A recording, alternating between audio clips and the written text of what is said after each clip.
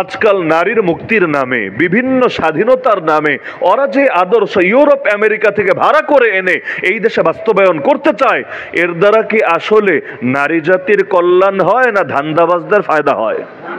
যেমন একটা উদাহরণ দেই, শিয়াল মুরগিকে বোঝাচ্ছে, দেখ মুরগি, আমি স্বাধীনভাবে বিচরণ করি জঙ্গলের ভেতরে, অথচ তুই ওই স্বাধীনতা ভোগ করতে পারতি, কিন্তু তোর মনিবের কারণে তোর স্বাধীনতা নষ্ট হয়েছে, তোকে পরাধীন জীবন যাপন করতে হচ্ছে। দেখ, তোর নির্দিষ্ট সময় নিয়ে লক আপ করে রাখে, জেলখানার মতো তোকে খাঁচার ভেতর ভরে রাখে।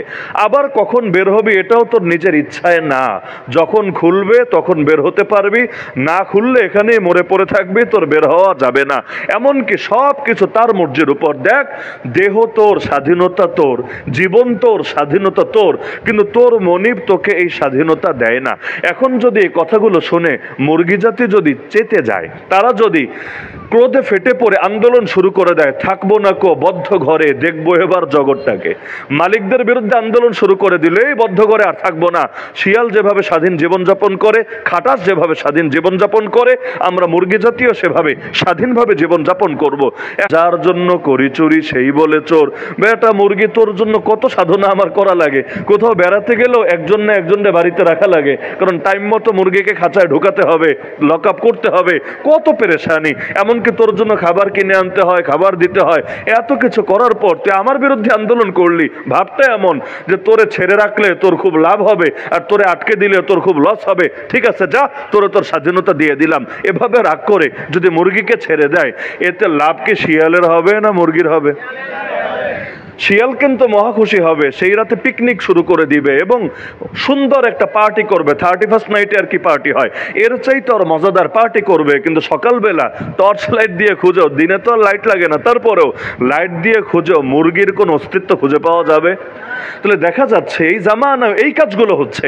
এই যে বাংলাদেশের অবলা সাদাসিধা মেয়েগুলোকে এসে বোঝানো হচ্ছে, ওরা যদি পশ্চিমাদের মতো হয়, ইউরোপিয়ানদের মতো, মার্কিনীদের মতো, তাহলে স্বাধীনতা পাবে। এই মোল্লার গোষ্ঠীর কারণে, হুজুরদের কারণে, মৌলবাদীদের কারণে ওরা পিছিয়ে আছে। এইরকম বুঝ দেওয়ার চেষ্টা করে না যে আলেম ওলামারা হলো নারীদের অকল্যাণকামী, আর ওরা হলো নারীদের আসল কল্যাণকামী। আপনি একটাবার চিন্তা করেন, ওদের কথা মেনে নারী যদি আসলে ইউরোপিয়ান আদর্শ, পশ্চিমা আদর্শ গ্রহণ করে, লাভটা কোথায় হবে আমাকে বোঝান। এখনো পর্যন্ত বাংলাদেশে ধর্ষণের আর অনেক কম আছে এই তুলনায় পশ্চিমা বিশ্বে, এমনকি আমেরিকা যেটাকে অনেকে রোল মডেল মনে করবে, আইকন মনে করবে, ওই আমেরিকায়ও ধর্ষণের হার বাংলাদেশের চেয়ে বহু বহু বহু গুণ বেশি আছে। তো কি লাভ হলো নারীদেরকে ছোট ছোট পোশাক পরিয়ে? কি লাভ হলো ফ্রি দেশ বানিয়ে? চাইলেই কিন্তু যৌন স্বাধীনতা ভোগ করা যায়, তারপরও দেদারসে ধর্ষণ হয়। ভাবতে পারেন, চাইলেই যে কারো সাথে শুয়ে পড়তে পারে, এমনকি কেউ বলবে না বিয়ে করলি না কেন, বিয়ে লাগবে না, লিভ টুগেদার হলেই চলবে, দুইজনের সম্মতি আছে, ব্যাস চলবে। বাংলাদেশেও এখন এগুলো কায়েমের চেষ্টা চালানো হচ্ছে। একদিকে বলে বউ নাকি স্বামীর নামে ধর্ষণ মামলা দিতে পারবে, বাহ কি মজা, বউ স্বামীর নামে ধর্ষণ মামলা দিতে পারবে, ম্যারিটাল রেপ। এখন স্বামী বেচারা যে নির্দোষ এটা আদালতে প্রমাণ করবে কিভাবে? এখন তো ডেইলি তাহলে ভিডিও করে রাখতে হবে, অথবা সাক্ষী এনে হাজির করতে হবে, তুমি দেখো আসলে তার স্বীকারোক্তি আছে। তাও আবার পুরো টাইম স্বীকারোক্তি থাকে কিনা এটাই বা নিশ্চিত হবে কিভাবে?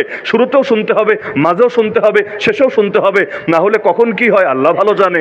দেখেন না, এখন মামলা হয় বৈবাহিক প্রলোভনে ধর্ষণ বা বিয়ের প্রলোভনে ধর্ষণ, শোনেন নাই মামলা? 5 বছর আকাম করেছে, তখন দুইজনই রাজি ছিল, এখন বিয়ে করে নাই, এজন্য এটা ধর্ষণ হয়ে গেছে। এতকাল ধর্ষণ ছিল না, এতকাল ছিল লিভ টুগেদার, এখন হয়ে গেছে ধর্ষণ। কেন? তারা বিয়ে করে নাই, নাউযুবিল্লাহ মিন যালিক। তো একদিকে জামাই বউর মধ্যে ধর্ষণের মামলা প্রথা এই সরকারগুলো চালু করার চেষ্টা করছে, আর আরেকদিকে জামাই বউ লাগবে না, লিভ টুগেদার, মানে দুইজন রাজি থাকলেই চলবে। এজন্য দেখবেন কোন সরকার, শুধু এই সরকারের বইলা লাভ নাই, বিগত সরকার, তার আগের সরকার, তার আগের সরকার, তার আগের সরকার, এভাবে যত পেছনে ফিরে যান না কেন, দেখবেন সরকারগুলো ধর্ষণের বিরুদ্ধে কথা বলে, জিনার বিরুদ্ধে কোনো টু শব্দ উচ্চারণ করে না। কি বিশ্বাস হয় না? ধর্ষণ খালি হুজুরদেরও বলে, হুজুর সন্ত্রাসের বিরুদ্ধে বলেন, মাদকের বিরুদ্ধে বলেন, ধর্ষণের বিরুদ্ধে বলেন। কেন রে ভাই, ইসলাম কি শুধু ধর্ষণকে নিষেধ করেছে না জিনাকেও নিষেধ করেছে? আরে বলেন না, এগুলো পার্থক্য না বুঝলে ঝামেলা আছে। যেমন